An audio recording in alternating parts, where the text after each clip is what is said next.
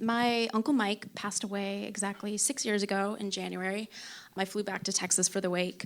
Had we invited everyone who ever knew him, I don't know how big that venue would have had to have been. My childhood impression of my uncle was always, I was in awe of him. Like anytime we go to Whole Foods or any hippie type of venue, he seemed to know everyone who worked there by name, especially if they were young, college age, and involved in the arts, especially if they were young college women as well. But he genuinely loved younger people who lived a passionate life and pursued creative interests. He was a very good-looking man. That's not a weird thing for me to say, I don't think. He looked like this pop star from the 50s, like chiseled jaw, angry pout, smoldering hazel eyes, hair that would put Robert Pattinson to shame. He was 6'3", I think. I only ever knew him as being in a wheelchair, so it was hard to tell, but you could still see that he was tall and lean back in his day. Being in a wheelchair wasn't a complete loss. To be honest, getting shot through the neck in the Vietnam War was probably what saved his life. Had he come back unscathed, he probably would have fallen back within his old crowd. Like, picture Danny Zuko with the greaser hair and the comb that's probably also a switchblade. Like, that was my uncle. All of his old friends died off in really strange ways at young ages, so that probably would have been him. But, still losing his youth and his prowess, like he went through an intense period of anger for a few years. How many years is debatable, considering what dinner conversation with him could be like. He was the patriarch of our family, and he was always on everyone's ass about everything. But it came from a good place, like self-improvement. Like for me, I always got good grades growing up, but he would harangue me about them anyways. And this is the same guy who would say, I never got a B in high school. Yeah, because you only ever got C's and D's, you little punk. And then he would cackle with laughter. So that kind of jackass and hypocrite. At the wake, we were asked to fill out a comment card of our favorite memory of my uncle. So I wrote about one of the many times he forced me to meditate, because that's not an oxymoron. My childhood summers with him, I spent in Houston. He would wake me, my brother, and my cousins up at a very early hour, and he would make us run 3 miles at a trail, and only after we were done could we then go get breakfast. Later in the day, around sunset, he would take us to Rice Stadium and make us run up and down the stadium stairs, about half a stadium's worth. And this was all on a vegetarian diet, and all in the humid Houston summer heat. Sandwiched in between these daily milestones was the quiet reading time and the forced meditation. So I was writing about one specific time that he forced us to meditate. Like, he sounded in the gong 3 times, like you do, and then told us to pick a space on the floor, focus on our breath. We were allowed to move a little, like if we had an itch, we could scratch it. But if he felt that we were moving too much, then he had this long switch that he loved to demonstrate the whipping noises it could make through the air, and that's whipping with a capital H. So one time in particular, I guess I moved a little too much, so I got whipped. But then my brother, who was always a source of mayhem and teasing throughout my childhood, laughed at my misfortune. But because that little shit broke the silence of his meditation, he got whipped then too. And then my older cousin Jesse thought that it was poetic justice, so he laughed as well, but then Jesse got whipped too. So it was 3 of us in a row, one after the other, getting whipped. I laugh about it now. It gave me character, but as a child, like an adolescent, like I did not get along with my uncle. I just saw him as this authoritarian figure who was super judgmental and like sent home the message of you're not good enough, and just forced me into things that made me wildly self-conscious. But in the last year of his life, I finally started to feel like I was connecting with him, and he saw me as worthy, and like I was being treated like a fellow adult, and we were having meetings of the minds, and I was a confidant of his. Like I could bring up my mom, his best friend, and say like, do you think mom's kind of drinking a lot of wine lately? And he would be all like, oh my God, I know, I was gonna say the same thing. Or he would clue me in on certain things like, oh, did I tell you that your Mormon uncle slept with 400 women? And I would be all like, nah, shut up, he did. So I finally felt like I was an adult by passing judgment on fellow adults. It was all I'd ever known up until that point.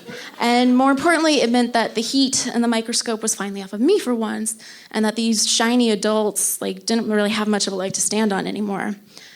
The day he died was the worst day of my life. It was 2 days before my birthday. My mom called me in the morning, and the first words out of her mouth were, "Your Uncle Mike." And I immediately started crying and just denying it because I knew what she was going to say.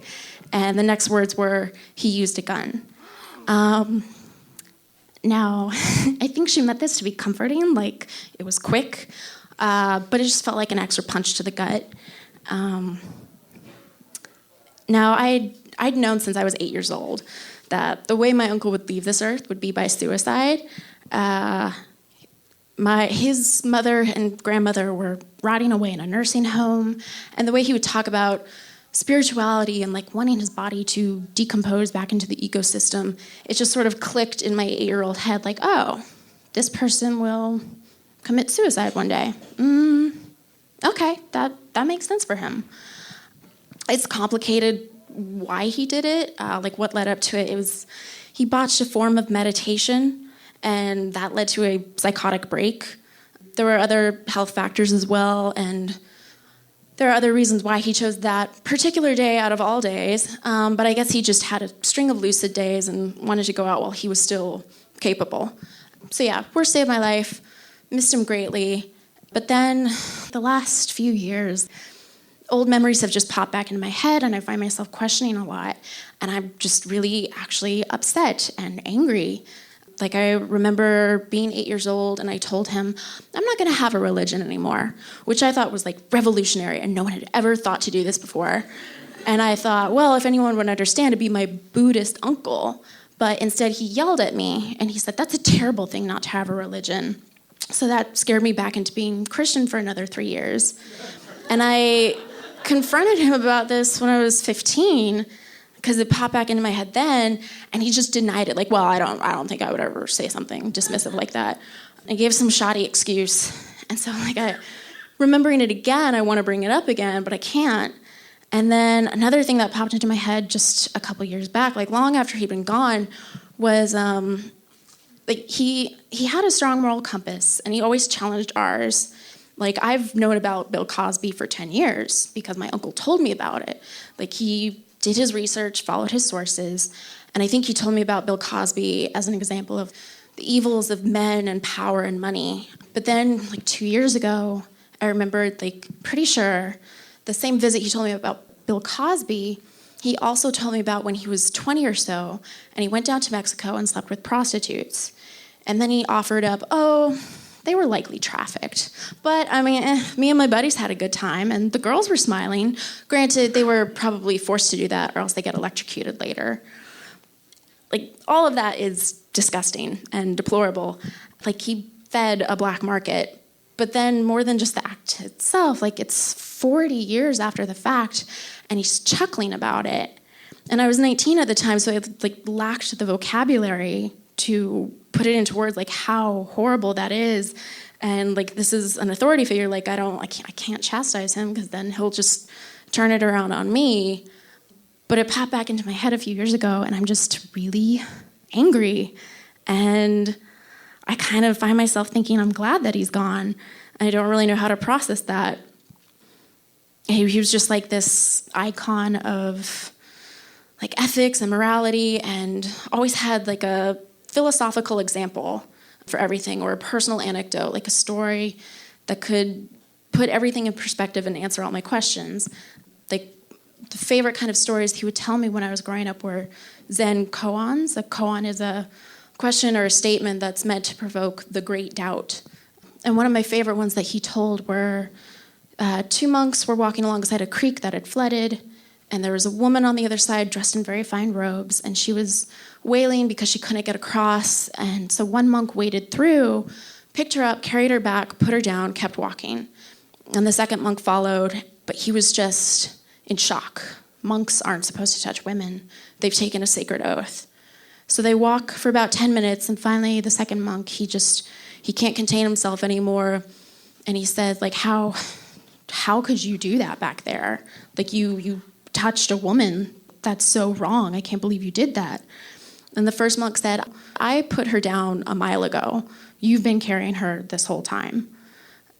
And I found myself like trying to weave that story into my story tonight, trying to find some greater meaning, like maybe it's something about letting go or seeing the bigger picture or recognizing a person's overall contributions. But then I realized that was just me trying to resolve this and like give it a nice clean ending. And there is no resolve. I'll always have mixed feelings about him. And I guess there's no tight ending. Someone asked me, what would you do if he were in front of you right now? Like realistically, if he could actually be here again, what would you actually want to say to him? And I thought about it, and yeah, I would want to hug the bastard, but then also slap him, like kind of a lot. But then I thought about it some more, like, okay, if he were actually here. And I think those two desires take a back seat to just wanting to sit at his feet again and listen to him tell more stories, good or bad.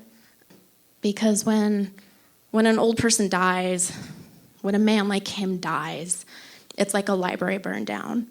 Only we don't get to know all of the knowledge or answers that we lost in the fire. Thank you.